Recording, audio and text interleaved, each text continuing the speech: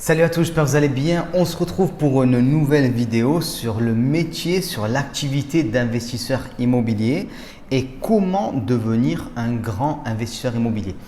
Cette question du métier d'investisseur immobilier, elle peut paraître naïve.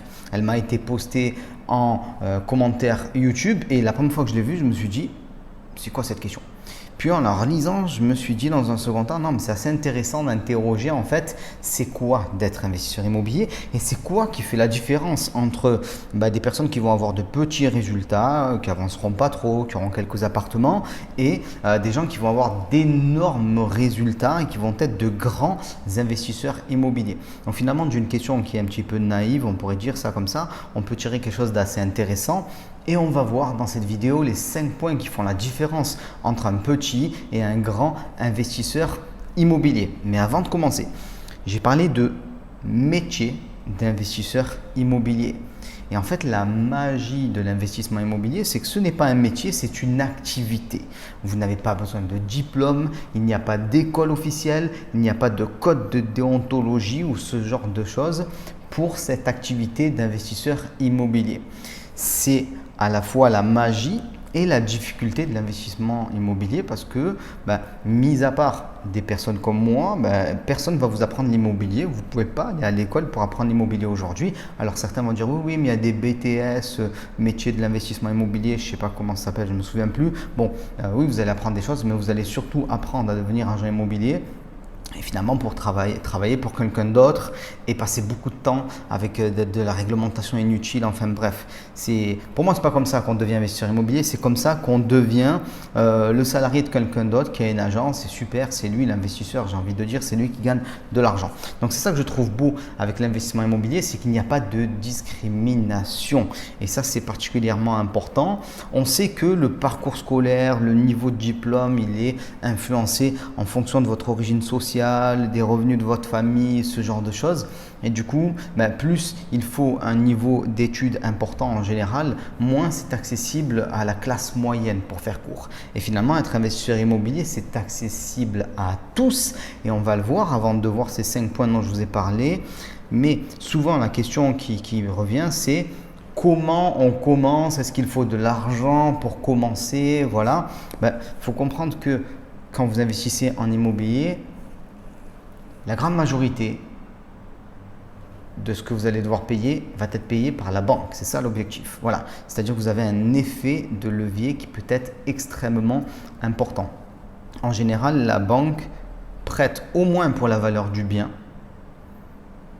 Des fois, vous allez devoir avancer, donc payer les frais de notaire.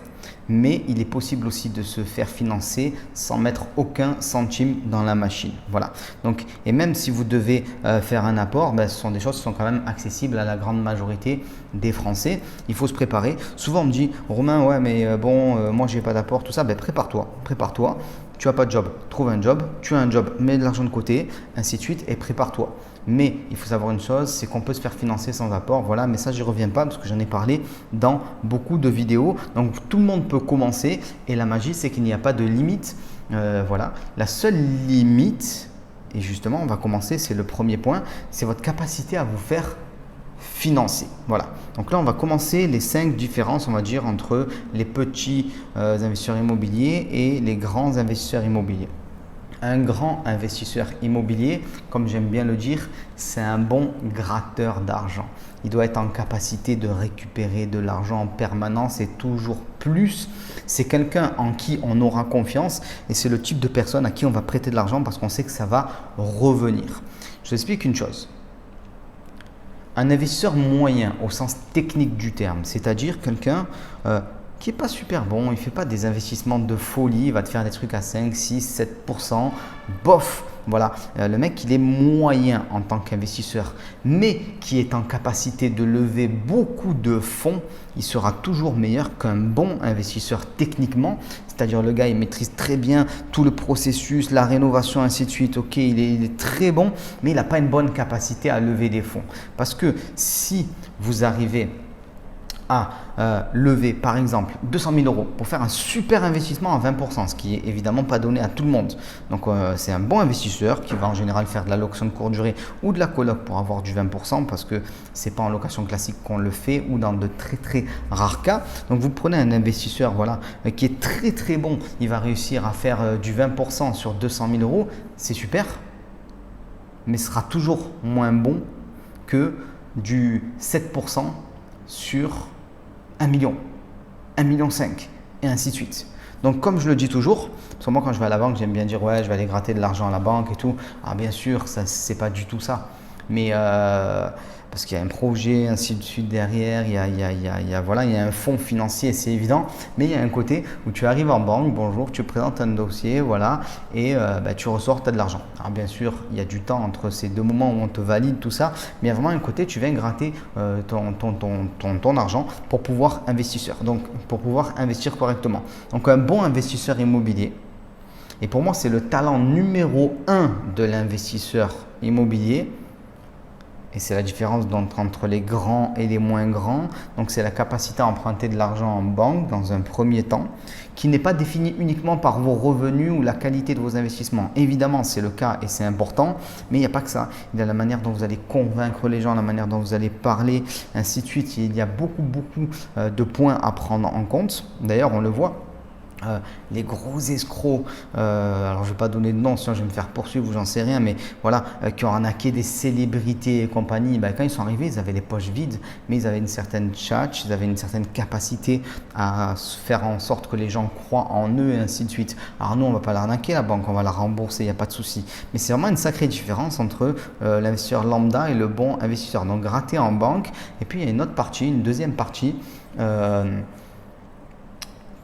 tout le monde n'y arrivera pas forcément, c'est de pouvoir obtenir de l'argent de personnes qui ont déjà beaucoup d'argent. Voilà. Soit en vous associant, soit en ayant des prêts avec des fois des taux d'intérêt élevés, mais peu importe. Mais un particulier va vous prêter de l'argent parce qu'il sait que vous allez le rendre. Et ça, ce n'est pas une compétence qui est donnée à tout le monde, mais vous devez tendre vers ça. Dans un premier temps, savoir convaincre les banques, puis éventuellement convaincre d'autres personnes. Des fois, on a juste besoin d'un petit peu d'argent de quelqu'un à gauche, à droite pour pouvoir faire un apport ou je ne sais quoi et pour pouvoir se lancer ou se relancer ou se développer, sortir d'un cap. Voilà. Il faut comprendre une chose, je le dis souvent, les moyens sont illimités à l'échelle de l'individu. C'est-à-dire que voilà, moi je suis là un investisseur immobilier, ok, très très bien. L'argent disponible sur cette planète, elle est entre guillemets illimitée par rapport à ce que je suis, une seule personne, voilà, tout simplement. Donc l'argent, il y en a et vous pouvez toujours trouver des financements et ça fait écho à ce que je peux entendre souvent. Des fois, on me le dit en coaching, oui, Romain, j'arrive pas à trouver des financements, tout ça. Bon, déjà, la première question que je pose, c'est combien de banques tu as vu? En général, c'est pas plus de 2-3 banques, donc ça pose vraiment problème. Il y en a beaucoup des banques, donc allez voir beaucoup de banques et on s'aperçoit souvent qu'il y a un problème de méthode, il y a un problème à aller chercher, il y a un problème à démultiplier. Donc voilà, vous devez être un bon gratteur d'argent pour pouvoir être un grand investisseur immobilier. Deuxième point, deuxième talent que vous devez développer, c'est de comprendre les marchés et les micro-marchés. Voilà. J'ai envie de vous dire que investir, c'est pas difficile. Il suffit d'acheter un bien immobilier. Ça y est, tu es investisseur immobilier. Super. Tu as acheté 2 studios, tu es investisseur immobilier. Le problème, c'est qu'il faut savoir qu'est-ce que tu achètes, à quel prix, dans quelle tendance générale, puis dans quelle micro-tendance, dans quel marché, avec quel mode d'exploitation et qu'est-ce que tu vas faire avec. Là, il y a la différence entre un investisseur immobilier lambda, j'ai envie de dire, et un grand investisseur immobilier, un bon investisseur immobilier. Donc là, on revient un petit peu à la première compétence. Je vous ai parlé de trouver de l'argent et tout. C'est bien, trouver de l'argent, ok. Mais il faut savoir faire quelque chose avec. Sinon, ça ne sert à rien. Moi, je vois beaucoup de personnes qui ont beaucoup d'argent et qui font n'importe quoi avec en achetant n'importe quoi en immobilier. Et ça peut vous arriver plus vite que vous pouvez le croire. Vous pouvez avoir un héritage, vous pouvez au bout de 20 ou 30 ans revendre votre résidence principale que vous avez achetée quand vous étiez tout jeune et voilà, vous la revendez, vous avez d'un coup beaucoup d'argent et d'un coup vous avez des capacités d'emprunt parce que beaucoup de personnes se sous-estiment, elles ne se rendent pas compte que quand elles ont en général, on va dire, entre 45 et 55 ans, Mais là, c'est un peu le summum au niveau financier pour la plupart des gens. Pourquoi? Parce que la résidence principale est payée ou va bientôt être payée. Donc, elle a une bonne valeur. Elle a monté en valeur si on l'a acheté il y a longtemps. Si on la revend, on récupère du cash. Avec ce cash et une bonne stabilité au niveau de l'emploi depuis un certain temps, un âge, on n'est plus un gamin à 45 ans, ben, on peut demander plus d'argent en banque. Et cet argent qu'on a, plus la confiance que les banques vont nous donner, va nous permettre d'emprunter beaucoup d'argent. Et du coup, on se retrouve avec des capacités, des possibilités, mais si vous investissez pas correctement cet argent et vous n'utilisez pas correctement vos capacités financières, ça va faire n'importe quoi. Et pour moi, vous devez comprendre les marchés. D'ailleurs, j'ai fait une vidéo sur les 3 types de marchés en immobilier. Vous pouvez aller voir ça, c'est intéressant. Je vous donne d'ailleurs la liste des 273 villes dans lesquelles vous pouvez investir. Voilà, je vous en parle. Regardez en description, vous allez avoir les infos. Donc, comprendre les marchés. Si ça monte, ça descend, quelle est la tendance, vers où on va. Par exemple, aujourd'hui en France, on a des marchés comme le marché parisien qui est à un niveau de prix très élevé, c'est un petit peu compliqué. Le marché lyonnais, c'est compliqué. Le marché bordelais, c'est compliqué. Le marché marseillais, il est en train d'exploser en valeur. Un peu d'ailleurs le sud de la France d'une manière générale, parce que les prix sont encore raisonnables et ainsi de suite. Mais bon, une fois que tu as compris ça, tu te dis ok, j'aimerais par exemple investir à Marseille, c'est bien. Mais ça ne veut rien dire. À Marseille, on a 16 arrondissements, on a des micro-marchés et donc d'une rue à l'autre, tout change. Donc il faut pouvoir comprendre ça et en fonction du mode d'investissement, du mode d'exploitation, ainsi de suite, on va faire les choses différemment. Donc ça, c'est vraiment quelque chose que vous devez maîtriser sur le bout des doigts. Et si quand je vous parle de tout ça, vous dites que vous avez peut-être des carences par rapport à ça, c'est que vous devez continuer à vous former pour pouvoir le faire correctement. Avoir beaucoup d'argent, avoir beaucoup de biens immobiliers, ça ne veut rien dire en matière de qualité de l'investissement. Donc quantité, qualité, c'est particulièrement important. Troisième point, ça vous paraît bizarre, mais il faut savoir compter et il faut savoir se projeter. Quand je dis compter, ce n'est pas faire des additions, ça tout le monde sait faire ça, il n'y a pas de problème, mais c'est compter en se projetant dans le futur. Je crois que c'est Albert Einstein qui disait que l'une des plus grandes carences de l'homme, c'est de ne pas pouvoir comprendre la fonction exponentielle. C'est cette fonction où vous avez un chiffre qui reste très très bas et qui explose extrêmement rapidement. C'est un peu pareil en immobilier, cette fonction exponentielle, il faut la comprendre, c'est-à-dire que les débuts sont parfois un peu difficiles, un petit peu lents, tout ça, mais les effets se cumulent et vos capacités d'emprunt, comme j'ai pu le dire, augmente au fur et à mesure du temps en passant de très très gros paliers. Donc ça peut être un peu long au début, mais après au bout d'un moment vous sortez de la masse, on vous prête de l'argent, vous pouvez réinvestir et ça explose. Quand je parle de savoir compter, quand je parle de savoir se projeter, il n'y a pas que ça. Je vais vous donner un exemple très simple et pour moi, c'est l'exemple qui illustre le mieux pourquoi vous devriez faire de l'immobilier, pourquoi tout le monde devrait en faire et ce pourquoi je ne comprends pas, pourquoi la plupart des gens n'en font pas. Aujourd'hui, vous empruntez 100 000 euros. Donc, si vous empruntez aujourd'hui 100 000 euros, ça va vous coûter environ 15% d'intérêt sur les 20 ans. Si vous savez compter, vous vous dites, bon, j'emprunte 100 000, je rembourse environ 15% d'intérêt sur les 20 ans. Ça veut dire que sur les 20 ans, j'ai payé 115 000. Ok, super. En face, vous allez calculer la valeur de votre bien. On ne parle même pas des loyers, juste la valeur du bien. Vous achetez aujourd'hui un bien à 100 000 euros. Mais il est assez probable que dans 20 ans, il vaille bien plus de 115 000. Il aura pris normalement bien plus de 15%. Ça veut dire quoi? Ça veut dire que même à la rigueur, si vous ne louez pas ce bien-là et que vous avez la capacité de rembourser le crédit, vous allez gagner de l'argent. Alors si on rajoute en plus les loyers que vous allez encaisser au fur et à mesure du temps, on comprend qu'il y a énormément d'argent à faire avec ces effets de levier dont j'ai parlé dès le début. Donc savoir compter, c'est très important. Savoir se projeter en comptant, j'ai envie de dire, c'est encore plus important, notamment aussi quand on parle de tendance des marchés. Même si on n'est pas devin, on doit avoir, et pour être un bon investisseur immobilier, il vaut mieux avoir la capacité à se projeter. Après, si vous n'avez pas cette capacité-là, embauchez un coach, formez-vous. Il n'y a pas de problème à ce niveau-là. Se projeter, c'est le plus dur.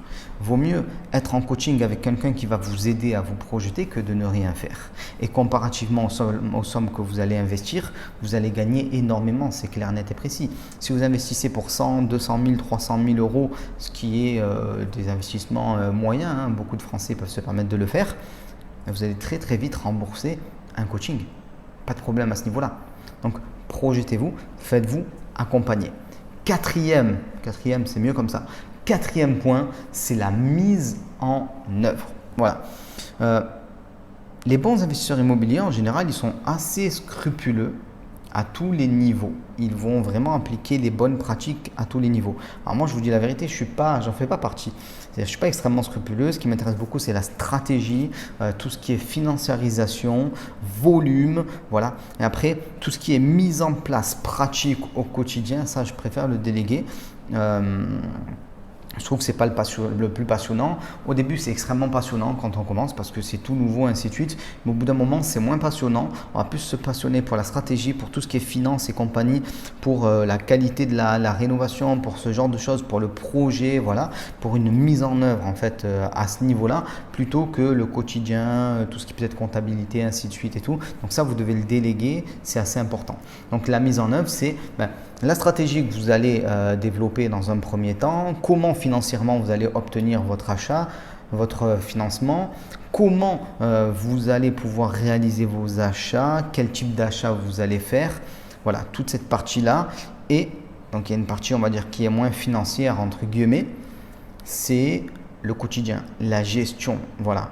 Donc, vous mettez des appartements en location de courte durée, où est-ce qu'ils sont mis en location, comment on reçoit les gens, ainsi de suite. Voilà, donc la mise en œuvre concrète et le fait d'être assez discipliné à ce niveau-là. Et souvent, ce qu'on voit, moi je le vois très souvent en tout cas, c'est que dans le couple, tu as le gars qui s'occupe un peu d'acheter, de gérer les rénovations, de trouver l'argent, ainsi de suite, un peu les représentations, voilà. Et souvent, la fille qui va être plutôt dans la gestion quotidienne, serrer les prix, de la déco, tout ça, et c'est assez rigolo. Alors ça fait un modèle un peu traditionnel de famille, mais on voit que ça marche en fait, voilà. Donc une mise en œuvre qui doit être parfaite. Et il y a un dernier point entre les gens qui vont réussir ou pas, c'est le fait d'agir encore et encore. Voilà. Moi, je pense que si j'ai des résultats meilleurs que la moyenne en immobilier, mis à part tout ce que j'ai pu vous dire auparavant, c'est parce que quoi qu'il arrive, je continue encore et encore. Je ne vois pas l'intérêt de m'arrêter en immobilier. C'est un jeu qui pour moi n'a pas de date de fin particulière, d'autant plus quand vous avez délégué. Voilà, ça c'est très important. Donc si aujourd'hui vous n'êtes pas en phase d'achat, c'est qu'il y a un problème. Rien ne justifie que vous vous arrêtiez en matière d'immobilier. Rien.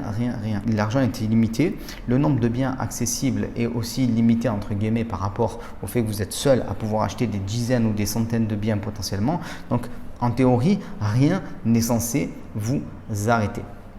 Et justement par rapport à ça, disons que j'en ai eu un peu marre de vous donner seulement des petits bonus, on va dire, voilà, allez voir mon séminaire gratuit ou ce genre de choses pour vous former en immobilier. Donc j'ai décidé de faire un gros pack de formation totalement gratuit. Donc c'est 10 heures de formation en immobilier avec 3 séminaires, plus de 10 vidéos, 3 épisodes spéciaux en immobilier. Donc c'est une formation qui est gratuite et qui va vous être délivrée par email pendant 15 jours. Donc c'est un énorme pack de formation. Vous pouvez voir juste en dessous en description, vous avez les infos. Voilà, vous l'avez jamais vu, c'est nouveau. Et surtout, j'ai voulu vraiment créer un programme. Vous allez recevoir jour après jour. Donc, mettez-vous dans les bonnes dispositions. Dites-vous, ok, je vais commencer aujourd'hui ce programme de formation gratuit. Je m'y mets et tous les jours, je vais prendre environ une petite heure pour me former en immobilier grâce aux vidéos, aux formations, aux emails que je vais vous envoyer tous les jours dans votre boîte mail. Donc, c'est tout nouveau. Je viens de le faire là. Je vous laisse regarder. Profitez-en et on se dit à très vite. Ciao tout le monde.